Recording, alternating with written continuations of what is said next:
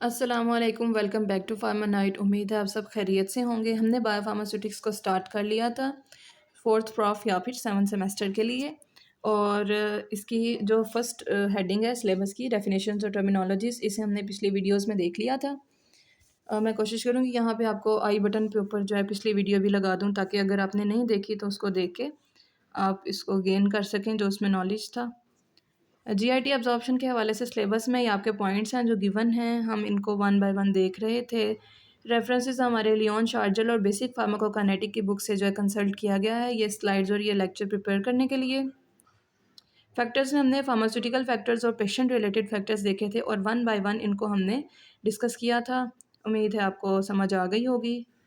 और pH partition theory का मैंने आपको कहा था कि डेरिवेशन में हैंड रिटन आपको जो है ना वो करवाऊंगी डेरिवेशन इसकी, ताकि आपको अच्छे से समझ आ जाए। तो वो इसके बाद वाली वीडियो इंशाल्लाह इसी पे ही होगी।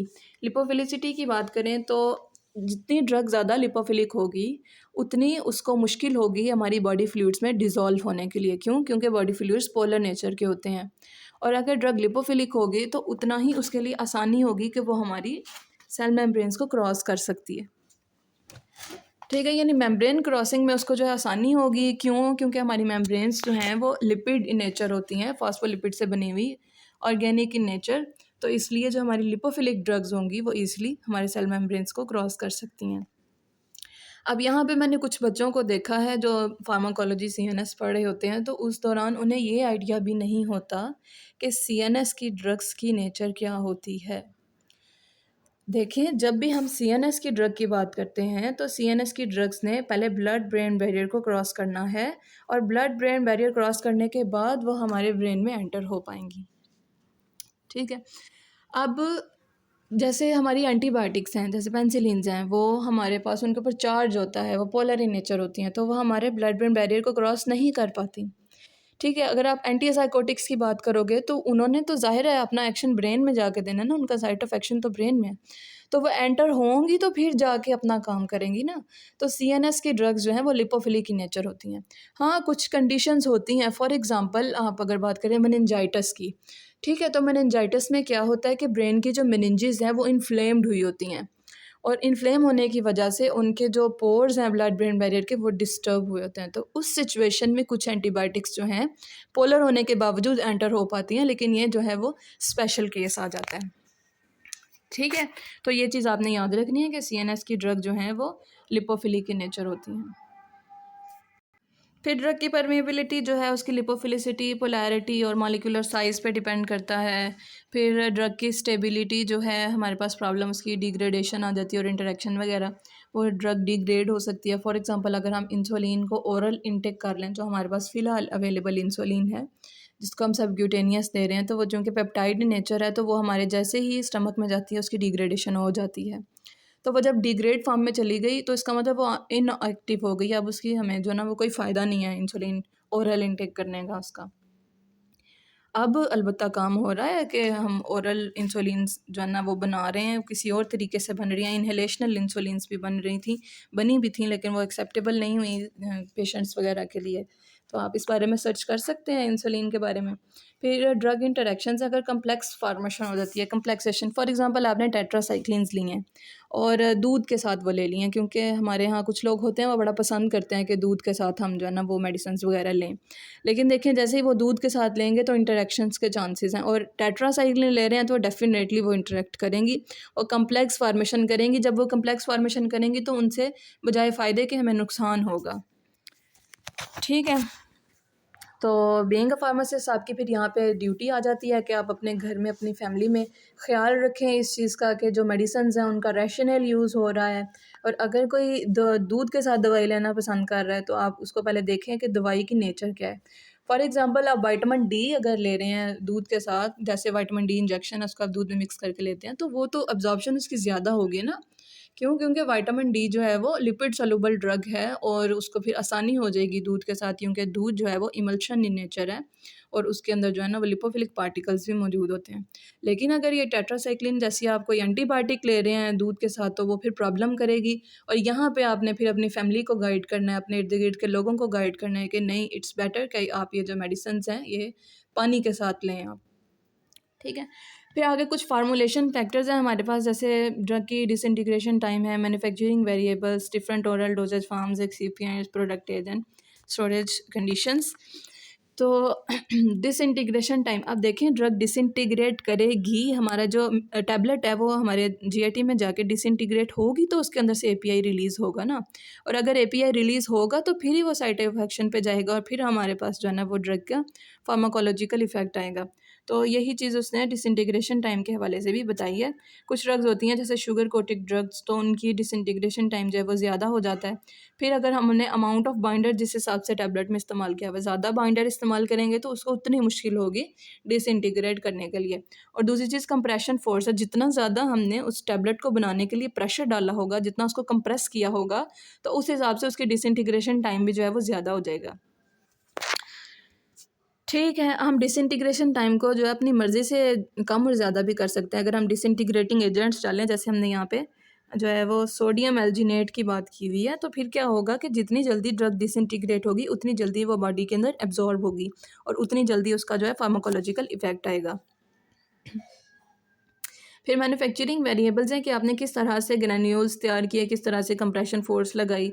और ऑर्डर ऑफ एब्जॉर्प्शन, अगर हम डिफरेंट ओरल डोजेज फॉर्म्स का देखें तो अब सॉल्यूशंस का जो ये आपसे ऑर्डर जो है ना, ये आपसे ज़रूर पूछेगा एग्जामिनर, आपसे नहीं तो आपके किसी फेलो से पूछ लेगा।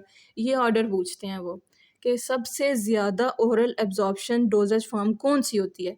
तो आपने बगैर जो है ना वो हिचकिचाए फ़ौरन से कह देना जो सोल्यूशन फॉर्म होती है ना, उसके अंदर ड्रग ऑलरेडी डिज़ोल्व फॉर्म में है, वो ऑलरेडी मतलब जो ना वो डिज़ोल्व हुई हुई है उस सॉल्यूशन में जो हम इनटेक कर रहे हैं, तो उसके लिए एब्जॉर्ब होना आसान होता है। एज़ कम्पेयर टू अगर हम टैबलेट्स की बात करें तो उन्होंने पहले डिसइंटीग्रेट होना है, फिर उनके अंदर से जो है ना वो लिबरेट होगा हमारा एपीआई, और फिर जाके वो एब्जॉर्ब होगा। इसी तरह से हम कोई कोटेड टैबलेट ले लें, ठीक है, कोटेड टैबलेट्स का पहले जो कोट है वो डिज़ोल्व होगा और फिर उसके अंदर से डिसइंटीग्रेशन होगा, लिबरेशन होगी एपीआई की, फिर यानी कि ये ऑर्डर है कि सबसे ज़्यादा जो है वो एब्जॉर्प्शन ओरल ड्रग्स में से सॉल्यूशंस की होती है, और फिर इमल्शन, फिर सस्पेंशन, फिर capsule, tablet, coated tablets, and TD coated tablets, और then at the end we have sustained release tablets. Pharmaceutical excipients का भी बहुत ज़्यादा इफेक्ट होता है कि आपने किस किस्म के एक्सिपिएंट्स डाले हैं, आपके व्हीकल, डाइल्यूएंट्स, इनकी नेचर क्या है, बाइंडर्स, डिसइंटीग्रेंट, लुब्रिकेंट्स वगैरह। आप इनको रीड कर लें, इंशाल्लाह आपको समझ आ जाए कि ये आसान से हैं, इसलिए मैं इनको स्किप कर रही हूँ फ़िलहाल। और सस्पेंडिंग एजेंट्स कैसे डालें आपने, सरफेक्टेंट्स, कलरेंट्स वगैरह क्या डालें हैं, देखा कैसे कहते हैं। Low concentration of water soluble dye भी जो है ना वो डिसोल्यूशन रेट के ऊपर इफ़ेक्ट डाल सकते हैं, क्योंकि वो वाटर सोलूबल है, तो वो कह रहे हैं कि हमारी डिसोल्यूशन रेट को थोड़ा बहुत इफ़ेक्ट कर रही है। फिर प्रोडक्ट की एज और स्टोरेज कंडीशंस भी इस तरह की होती हैं कि एज के साथ साथ जो है वो हमारा जो डोजेज फॉर्म है वो ज़रा ख़राब होता जाता है, या वो थोड़ा कह लो बूढ़ा होता जाता है, तो उसकी जो है ना कंडीशन थोड़ी डिफरेंट हो जाती है। जैसे हमारा जो सोल्यूशन है उसमें ड्रग की प्रेसिपिटेशन हो सकती है, तो अब वो अगर डिज़ोल्व फॉर्म में नहीं है, प्रेसिपिटेट आउट हो गया, तो वो कैसे बॉडी में एब्जॉर्ब होगा। फिर टैबलेट की हार्डनिंग हो सकती है, तो ज़्यादा हार्डनिंग हो जाएगी, तो अभी हमने बात की कि फिर डिसइंटीग्रेशन नहीं होगी उसकी सही से, और फिर वो अब्जॉर्ब नहीं होगा। पार्टिकल साइज़ और सस्पेंशन में भी चेंज आ सकता है, या सस्पेंशन में नीचे जो है वो सेटल डाउन हो जाते हैं और केक फॉर्मेशन कर देते हैं, तो फिर मसला होता है। फिजियोलॉजिकल फैक्टर में मेम्ब्रेन फिजियोलॉजी है, जीआईटी फिजियोलॉजी और एज वगैरह है। जैसे आप इन्फेंट और एल्डरली की बात करें तो इन्फेंट में कहता है कि अब एब्जॉर्प्शन क्यों कम हुई हुई है कि एक तो पीएच जो है वो गैस्ट्रिक पीएच हाई होता है, और दूसरा ब्लड फ्लो जीआईटी को कम जा रहा होता है, जिसकी वजह से एब्जॉर्प्शन इफेक्ट होती है। और एल्डरली में गैस्ट्रिक एम्पटिंग जो है वो इफेक्ट हुआ होता है, और जो जीआई सरफेस एरिया है वो डिक्रीज़ हो चुका होता है, मिलाई वाइक्रो विलाई वगैरह उनके कम हुए होते हैं, और ब्लड जो है फ़्लो वहाँ पे कम हुआ होता है, इस वजह से एल्डरली की भी ब्लड एब्जॉर्प्शन जो है कम होती है। मेम्ब्रेन फिजियोलॉजी में आपने जो है ये चीज़ें याद रखनी है ज़रूर, ये वाइवा में ज़रूर क्वेश्चन पूछता है वो कि डिफरेंस बिटवीन ट्रांससेलुलर और पैरासेलुलर एब्जॉर्प्शन। ठीक है, ट्रांससेलुलर यानी कि अक्रॉस द सेल अगर कोई चीज़ मूव कर रही है, फॉर एग्जांपल ये एक सेल है और ये हमारा ड्रग आया, तो हमारा या हमारी जैसे भी आपकी मर्ज़ी है देख लें, अब ये ड्रग जो है वो इसके अंदर एंटर हुई, ठीक है, तो इसमें से ही बाहर निकल गई, तो ये ट्रांससेलुलर मूवमेंट थी। पैरासेलुलर की बात करें तो ये एक और सेल मौजूद है, ये एक और सेल मौजूद है, और अगर हम बात करें कि हमारी ड्रग फॉर एग्ज़ाम्पल ये हमारी ड्रग है, ठीक है, और अब इसने जो है वो सेल के अंदर एंटर नहीं होना, उसने जो है वो सेल की साइड साइड से हो सकता है वो ये मेम्ब्रेन वाली साइड से होके गुजर जाए, या वो अगर इसने जाना है तो इन सेल्स के बिल्कुल दरमियान से, यानी जो गैप्स और जंक्शंस हैं उनके दरमियान से अगर ड्रग मूव करती है तो फिर वो उसकी पैरासेल्युलर डिफ्यूजन होगी। ठीक है, अब ये हमारे पास अब्जॉर्प्शन मैकेनिज़म्स हैं कि कौन कौन से अब्जॉर्प्शन मैकेनिज़्म इस्तेमाल होते हैं। सबसे ज़्यादा जो है वो पैसिव डिफ्यूजन होता है, फिर हमारे पास कैरियर मीडिएटेड है, फिर vesicular, port transport ion pair के हवाले से भी। और एग्ज़ाम पॉइंट ऑफ व्यू, अगर आप competitive exam point of view देखें तो उसमें भी इसमें से कुछ क्वेश्चन आ जाते हैं। जैसे मैंने वेसिकुलर ट्रांसपोर्ट के हवाले से एक क्वेश्चन देखा था, अभी फ़िलहाल मेरे जहन में नहीं है, लेकिन उसका आंसर जो है वो कहीं ना कहीं वेसिकुलर ट्रांसपोर्ट आ रहा था। ठीक है, पैसिव डिफ्यूजन आपको पता है कि from a region of higher concentration to a region of lower concentration जो है वो पैसिव डिफ्यूजन कहलाता है। और इसमें जो है वो एनर्जी इस्तेमाल नहीं हो रही होती है, ड्राइविंग फोर्स इसकी जो है वो ड्रग कंसंट्रेशन होती है। और ये बहुत ज़्यादा मेजर ड्रग एब्जॉर्प्शन का जो है वो फिनोमिनन है। अब हमारे पास फिक्स लॉ ऑफ डिफ्यूजन है। हमारे पास जो ड्रग मॉलिक्यूल्स हैं वो region of higher concentration to region of lower concentration जो जा रहे होते हैं, ये गवर्न करता है बाय फिक्स लॉ। अब आपको जो है ना इन सारे फैक्टर्स के बारे में पता होना चाहिए। जैसे ये हमारे पास क्या है, ये रेट ऑफ डिसोल्यूशन है, आपके पास ये फैक्टर क्या है, ये पूरा का पूरा कांस्टेंट है, ये डिफ्यूजन कांस्टेंट है, ये आपके पास सरफेस एरिया है, या पार्टीशन कोफिशेंट है, ये हमारे पास थिकनेस ऑफ सेल मेम्ब्रेन है। ठीक है, तो ये पूरा जो है इसको पी के बराबर वो लिख देता है, P is equal to D A K by H. और एक और उसने बात की थी कि ये जब हम ओरल डोजेज फार्म लेते हैं तो उस टाइम जीआई के अंदर ड्रग कंसंट्रेशन जो है वो बहुत ज़्यादा होती है, कि सी जी आई जो है वो बहुत ज़्यादा है देन सी पी, यानी कि अमाउंट ऑफ ड्रग या concentration of drug in plasma जो चल रही है उस टाइम, तो ये कम होती है। फिर उसने इसको इग्नोर कर दिया, कहता है इसको इग्नोर करें तो सिर्फ हम ब्रैकेट में ये लिख सकते हैं, यानी कि हमारे पास D Q divided by D T is equal to, अगर हम इस पूरे फैक्टर को पी लिख दें, पी इंटू सी जी आई। ठीक है, यानी गैस्ट्रोइंटेस्टाइनल के अंदर जो उसकी कंसंट्रेशन है। फिर नॉइस व्हिटनी क्वेश्चन के हवाले से भी आपको जो है ना वो एमसीक्यूज़ आते हैं इन कम्पिटिटिव एग्जाम्स। आप कैप्स ले लें, आप पीपीएससी ले लें, डीएचए ले लें, जो सा भी टेस्ट आप लेना चाह रहे हैं। तो नॉइस व्हिटनी क्वेश्चन में किस तरह से वो एमसीक्यू पूछेगा, वो कहता है कि मतलब ड्रग डिसोल्यूशन के हवाले से वो बात करता है। ठीक है, कि ड्रग डिसोल्यूशन या रेट ऑफ डिफ्यूजिंग अवे हो रहा है, तो ये किस चीज़ से आप एक्सप्रेस कर सकते हैं। तो ये हम नॉइस व्हिटनी क्वेश्चन से एक्सप्रेस कर सकते हैं कि कौन सी क्वेश्चन है जो इस चीज़ को एक्सप्लेन करती है। तो ये भी तकरीबन ना उससे फिक्स क्लास से मिलती-जुलती है, लेकिन यहाँ पे आप जो हैं वो जीआईटी ट्रैक और ब्लड के अंदर कंसंट्रेशन की बात नहीं कर रहे।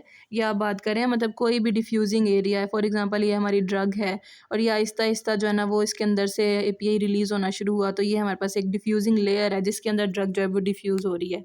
ठीक है, तो ये मतलब डिज़ॉल्व हो रही है, तो ये डिसोल्यूशन रेट कौन एक्सप्लेन कर रहा है इसको, नॉइस व्हिटनी क्वेश्चन कर रही है।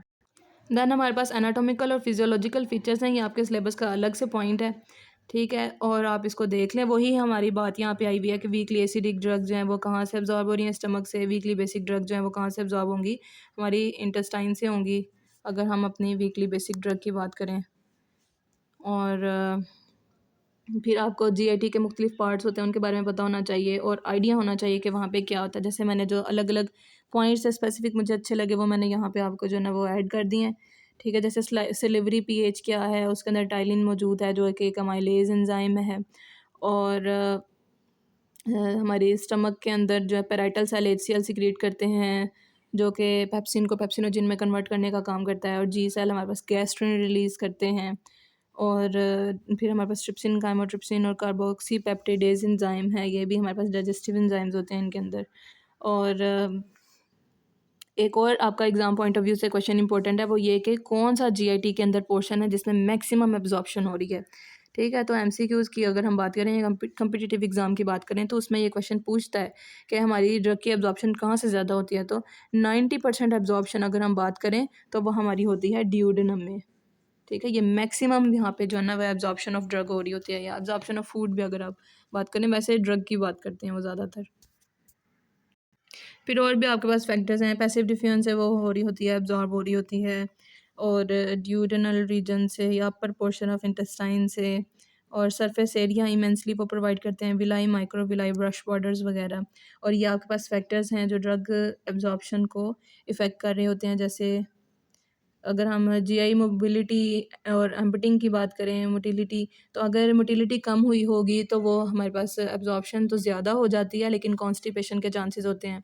और अगर मोटिलिटी ज़्यादा हुई होगी, यानी आप जिसे कहते हैं कि पेट गड़गड़ कर रहा है, तो वो क्या होता है कि हमारी इंटेस्टाइनल मोटिलिटी ज़्यादा हुई होती है उस दौरान, और बगैर एब्जॉर्प्शन के या बहुत कम एब्जॉर्प्शन के साथ हमारी फूड जो है बॉडी से बाहर निकल जाती है, और हम कहते हैं भाई मोशन लगे हुए हैं, तो उस केस में ड्रग जो है वो एब्जॉर्ब नहीं हो पाएगी या कम हो पाएगी। ठीक है, फिर कुछ ड्रग्स होती हैं जो हमारी जीआई मोबिलिटी को इफ़ेक्ट करती है, जैसे एंटीकोलिनर्जिक्स, ये मैंने आगे लिखे भी हुए हैं। ठीक है, एंटीकोलिनर्जिक्स क्या करती हैं कि emptying time, gastric emptying time ज़्यादा कर देंगी, तो जिसकी वजह से जो है एक तो हमारी ड्रग जो है वो एब्जॉर्ब आहिस्ता-आहिस्ता स्लोली होगी। ठीक है, क्यों? क्योंकि अब जीआईटी के अंदर हमारी फूड ज़्यादा मौजूद है, तो वो क्या करेगी, इफ़ेक्ट भी करेगी कि एब्जॉर्प्शन वगैरह को। ठीक है, दूसरी चीज़ ये है कि अब जब ड्रग एब्जॉर्ब थोड़ी स्लो होगी, होगी सही, ये नहीं कि ड्रग एब्जॉर्ब नहीं होगी, ड्रग पूरी एब्जॉर्ब होगी, कि वो बॉडी से बगैर एब्जॉर्प्शन के एक्सक्रीट आउट नहीं हो रही। क्यों? क्योंकि गैस्ट्रिक एम्पटिंग टाइम थोड़ा कम हुआ है, सॉरी ज़्यादा हुआ है, कि ज़्यादा देर लग रही है हमारे बाउल को बाहर उसको फूड को, कि वो हमारे अगले जीआईटी के पोर्शन तक पहुँचे। तो ड्रग एब्ज़ॉर्ब ज़रूर होगी लेकिन आहिस्ता-आहिस्ता एब्ज़ॉर्ब होगी, कि प्रोलॉन्ग हो जाएगा उसका टाइम एब्ज़ॉर्प्शन का। अब जैसे टाइम भी प्रोलॉन्ग हो जाएगा तो फिर वो उसी हिसाब से आहिस्ता-आहिस्ता हमारी साइट ऑफ एक्शन पे पहुँचेगी। यानी कोई फूड साथ लेने से फ़ौरन से ड्रग एब्ज़ॉर्ब नहीं होगी, उसको थोड़ा टाइम लगेगा फूड के साथ।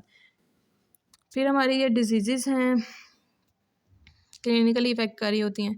तो ये मैंने आखिर पे पॉइंट लिखा कि drug absorption is not a relative thing, कि आप कहें कि अगर एक ड्रग एसिडिक इन नेचर है तो वो सिर्फ हमारे स्टमक से ही एब्ज़ॉर्ब होगी, जीआईटी से नहीं होगी, तो इट इज़ नॉट ट्रू। ये भी आपका क्वेश्चन है, आपको पता होना चाहिए कि चाहे हमारी कोई एसिडिक ड्रग स्टमक से एब्ज़ॉर्ब होती है क्योंकि उसकी पीएच जो है वो इस चीज़ को इंडिकेट कर रही है, लेकिन उसके बावजूद इंटेस्टाइन में ब्लड परफ्यूजन बहुत ज़्यादा है, उसमें सरफेस एरिया बहुत ज़्यादा है, तो फिर एब्ज़ॉर्प्शन जो है वो 90% ड्यूडेनम से ही होगी।